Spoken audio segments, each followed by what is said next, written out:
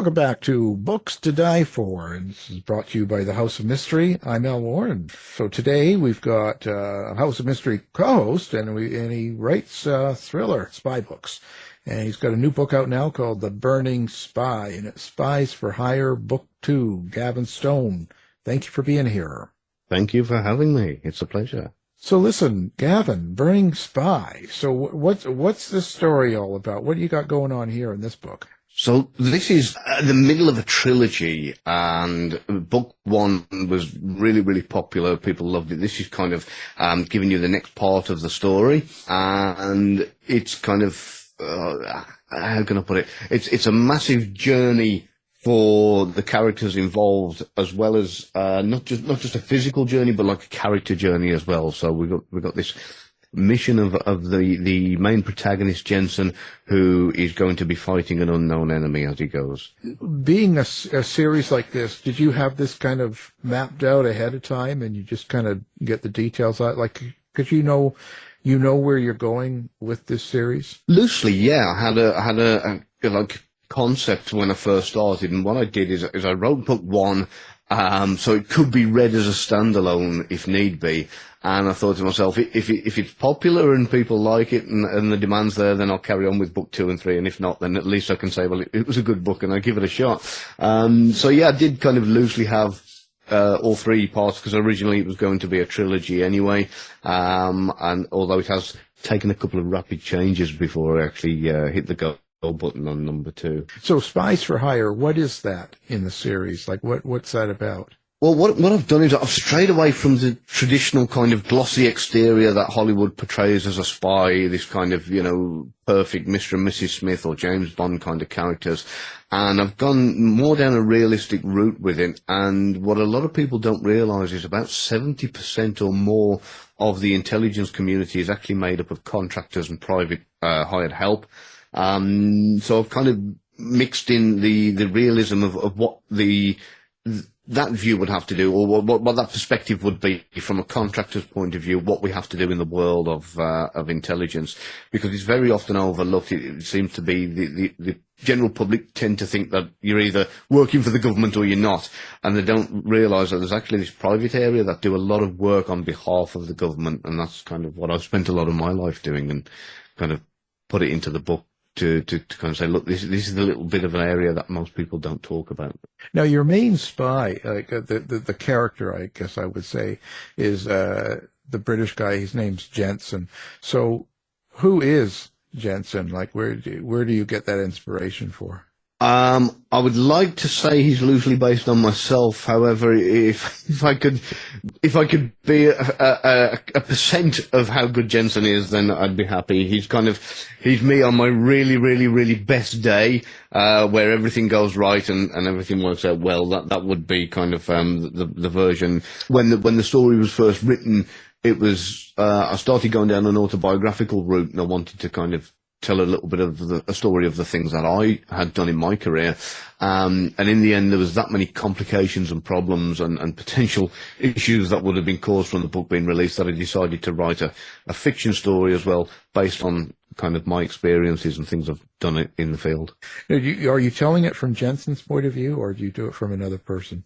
Overall, it's kind of third person omniscient, so it's mostly from Jensen's point of view. But there are other chapters or other bits of pieces where it does kind of change to the other characters, which are Marshall and Darius. How do you do that, like, without confusing your readers? Is there a certain way you present, let's say, when Marshall's coming in to talk from his point of view? How do you do that? Yeah, it's something that was very difficult, and I learned by mistake. When I was first having writing lessons, I'd kind of already written a lot of this out. And I did masterclasses with the likes of Dan Brown and a few other great people who've helped me along the way. And I realized that what I'd done was this omniscient point of view instead of being through the eyes of a single character. So what I did is I would actually write it in. So you'd have Jensen in a particular room, and I'd write it from his point of view, and then I'd say, he didn't realize that back down in the street, Darius was doing X, and then it'd go to Darius's point of view, and a bit like the kind of meanwhile back at the ranch kind of line here and there to kind of shift the perspective. And how do you keep the action moving along, or do you was there a certain way that you make it so that there's always something going on in a chapter? Or yeah, because when they kind of get handed this primary mission, as it were, the first thing they have to do is get to England, and from the minute they land in England, they're covering their tracks, and things are starting to go wrong, left, right, and centre. They don't understand how people are always kind of seeming to be ahead of them in what they're trying to do, or keep catching them, or coming close to catching them. So they're kind of on the run, and not understanding why they're even being chased, or who by. So it's every kind of step of the way they get to another bit. They get across into Europe, and then they nearly get caught again, and it just goes on until like towards the end, when they kind of start to understand. Now we know why we're behind the curve with everything, which gives them a slight advantage, just having a little bit of knowledge, but they've still got the odds kind of stacked against them physically. how do you write the violence? Is there a lot of violence? Are you very open about how you write violence, or are you a little bit more conservative? Yeah, no, some of it's from experience. So I grew up in a great big city in central England, which I'm not going to go too deep into details, but it can be a little bit of a hostile place at times. So all through kind of school, the school I went to, if you had teeth, they called you a wimp. So we were. We were kind of it was a very fight for your life environment in some instances, and then obviously that kind of went on later on with training. So these days, what I tend to do is I go out and get myself into a bar fight, and then just go back and write what happened. Oh, no, I'm only joking. No, I don't. The rest of it's true, but the bar fight bit isn't. Oh, please, come on. I know you do it. Yeah. You got to get the acting out, how you get into the violence and stuff. How graphic do you get? I like to get it as detailed as I can to kind of, I want the audience to be able to feel everything that's going on. Even if they're feeling it from the person who's committing the violence, they're kind of, understanding what the other person is going through, in their mind, because they're kind of fighting for their lives. And I don't mind getting graphic with it at all. It's something that I'm not scared of it. And sometimes I've watched people reading my books, and I can see them flapping and screaming, which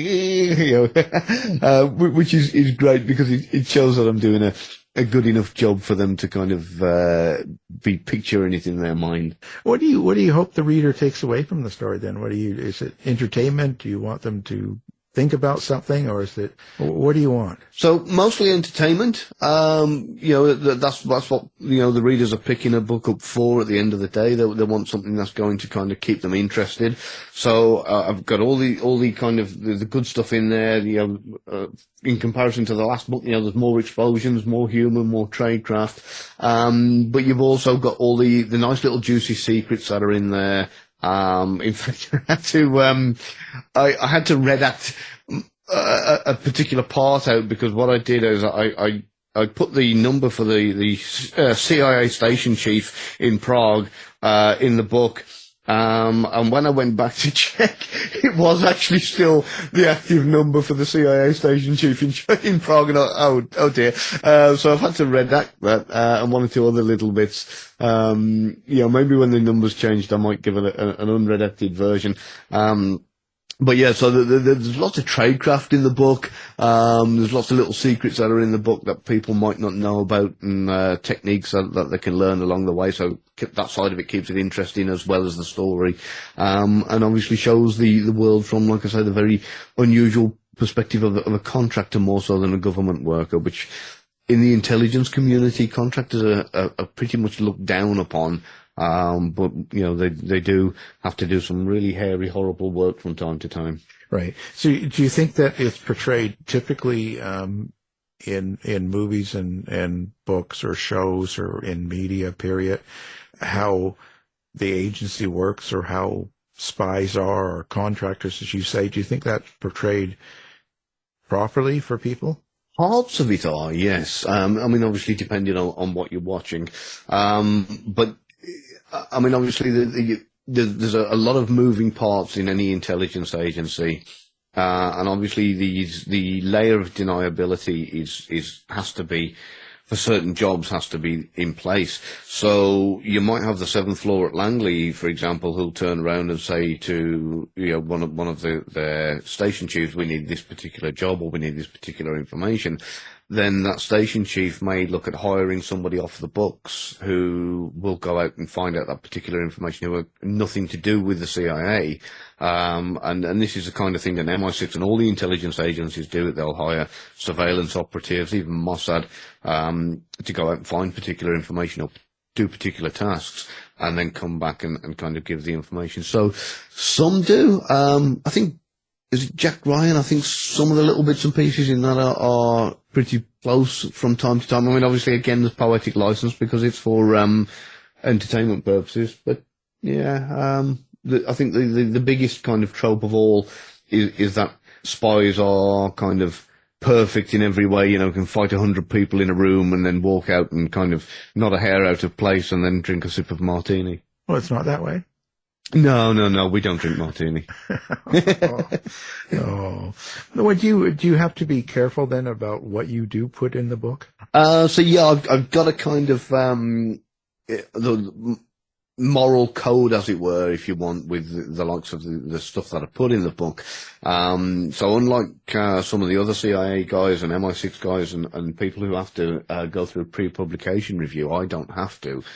Because of the fact that because I was a contractor, I wasn't subject to the same rules and laws. I am still subject to the Official Secrets Act, though.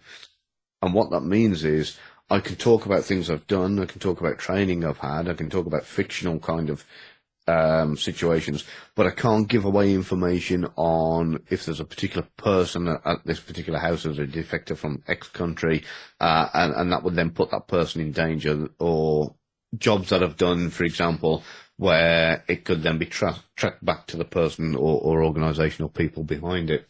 So I'm sounding very nebulous while I'm talking about this, which is sorry, I'm trying not to be. I'm trying to be specifically nebulous. But that sounds like a good title for a book, doesn't it? That's specifically nebulous. Yeah, that'll be book 4. Yeah. So yeah. But at the same time, the kind of what I do is, if I'm not going to put anybody's life in danger, and then the only other thing that I've said I won't put in a book is how to make explosives. There's loads of other things in there, but the explosives, I think, there's no reason why anyone would need the exact recipe, for that.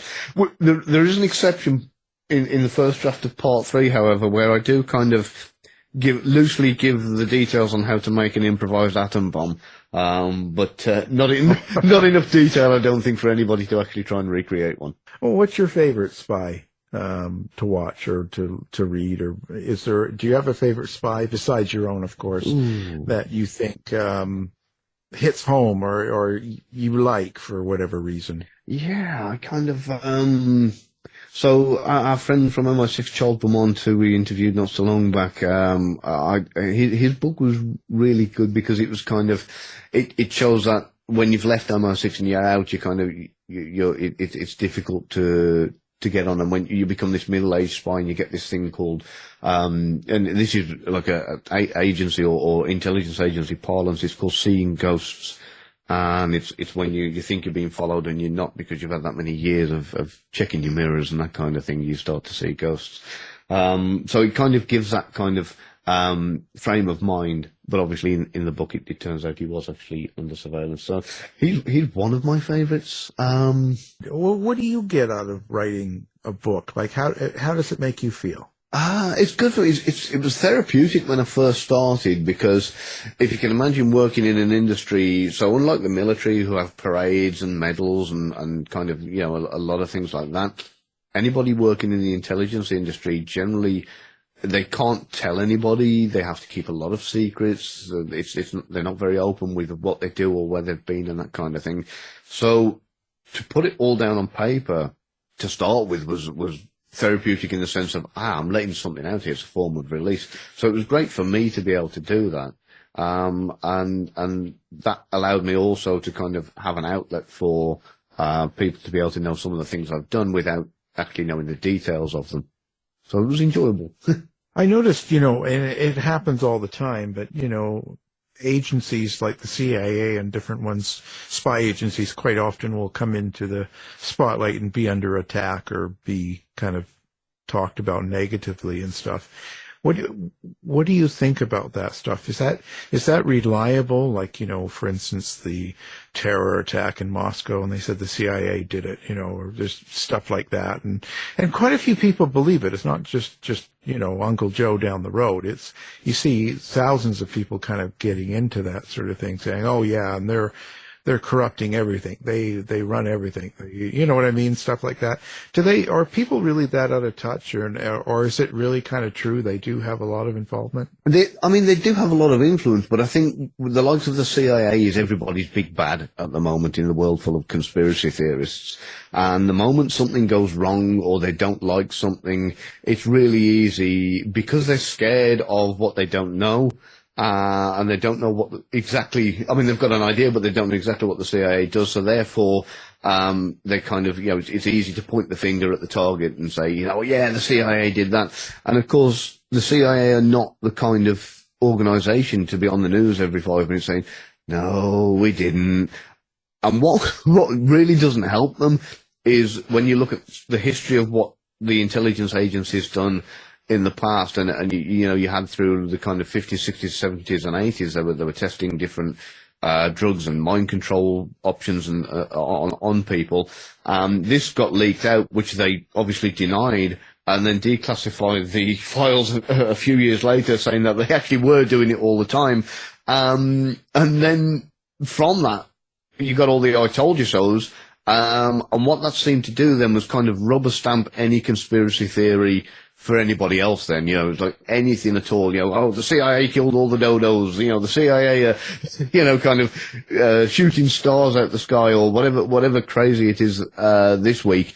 And people are kind of buying it because one thing from the 70s got confirmed. Yeah, I guess it's one of those weird things that it'll never go away because people will never really know what's behind the door in the CIA, right? They see things on TV and they just think, wow, yeah, it's crazy, So, well, that's cool. So what's the hardest part of writing a book like this? For me personally, there are a lot of challenges, but there are parts of the job that I find personally really interesting, but then I'm like, well, will the reader find that interesting? So it's finding that right balance of what I like and what's going to keep the reader engaged.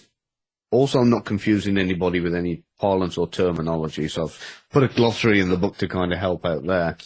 And then probably the most single difficult challenge is keeping a lot of action going on, explosions and car chases and that kind of thing. Which generally doesn't actually happen.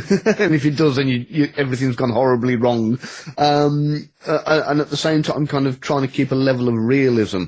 Everything in the book has been based on, factual events, factual places, things I've actually experienced and done firsthand and kind of, if I mention a website in the book, that website's real. If I mention a code to a door in the book, that code is the door. The code is to that door. So I've kept everything continuity-wise as real as I possibly can. But then obviously, like I say, the usual explosions and car chases kind of thing are not something that generally happens. If you're doing that, then you've gone horribly wrong. And so you go out there and chase people around to see how they react, or? Yeah, occasionally I have to dress up to do that though. yeah. Put on a mask and just, It's, strange. Chicken suit or something like that, anything just to, kind of see the different reactions. So what's your relationship with Jensen? How do you write that character? Who is he? He's kind of the best version of me that if I could ever be somebody, he's who I'd like to be. His level of skill and intelligence. So what I do is when I write this character and I write him into a situation, and then I'll turn around and say, right, what would I do if I could do anything? If I was really great and I had these abilities or whatever, or was much better at certain things, how would I deal with this situation? And that's where I tend to approach it from. And of course, I don't always have things going right, because that would be boring. You do have to have, sometimes you can't achieve certain things one way, so you have to come up with alternatives and be dynamic with it. Yeah, it must be quite the process to go through. What's your favorite thing about writing? I think I love to hear back from people when they've read the book and they tell me, it's nice to know they've enjoyed it, but if there's one particular part where they say, I really laughed at this bit, I've tried to keep a good amount of humour in the books, because in the real world, this is a lot of the time how we deal with situations, especially when it's a really bad situation. It's the humour that gets you through. So I've tried to keep that side of it, the banter between the characters and the humour going. So I've had a few people contact me saying, I've spit my coffee out several times, in your book, so you owe me 20 Starbucks by now, because, I've spat that much coffee out laughing at some of the humour, which that kind of really cheers me up. And that's got to be I'd imagine that's one of the hardest things to do, is to get the humor right, or get it correct for these times, because nowadays things are pretty, you have to be careful on how you word things, and what you're laughing at, because people get upset nowadays pretty easily. Yeah, we are living in a world which is becoming ever increasingly delicate, and what I've done is I've kind of really pushed the boundaries there a little bit, because I thought to myself, if it gets some press, and somebody makes a complaint, then it'll certainly help me. What is it they're saying? Or any news is good news. That's the one. Yeah, I guess so. But it's same as when you're writing about espionage and spies and agencies and going around countries and killing and stuff like that, and all the things going on in a spy book. I guess, do you pay attention to what's going on in the world of spies today, and the world of espionage, and do you try to stay away from it, or do you try to duplicate it? I've still got a lot of friends in the intelligence community and in the military, so I am kind of updated a lot with what's going on, and I love to see the three different versions of what's happening in the world, because I get one version from friends in the know, and then I get another version which is on the news, kind of, the 10 o'clock news telling you the version that they want the public to know, and then I get the internet version, which can be absolutely crazy or scarily close to the truth, and the three kind of, they overlap like a very clever Venn diagram. It's quite impressive. Well, which do you go with? I mean, are you know what I mean? Like, do you, or do you stay away from that sort of stuff? No, not at all. I mean, I've actually had a lot of time and a lot of kind of possibly you could call it training, to be able to look at certain information analytically, especially when it comes to mainstream media, and be able to dissect it and say, well, look, is this headline information, or is it an emotional trigger? Is this article based on fact, or is it based on somebody's opinion? And to look deeper into, the sources, and even down to things like a survey, for example, which is trying to sway your opinion.